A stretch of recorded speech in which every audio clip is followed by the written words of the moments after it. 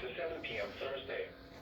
West southwest winds 20 to 30 miles an hour with gusts up to 60 miles an hour expected.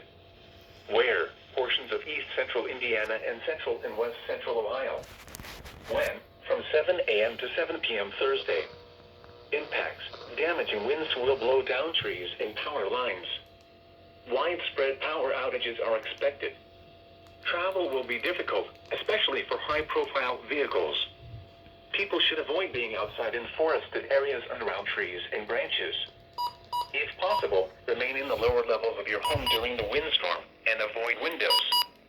Use caution if you must drive.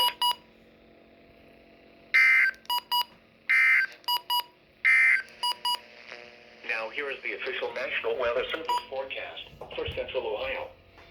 Tonight, cloudy with rain. Tomorrow with low. High wind warning for Central Ohio.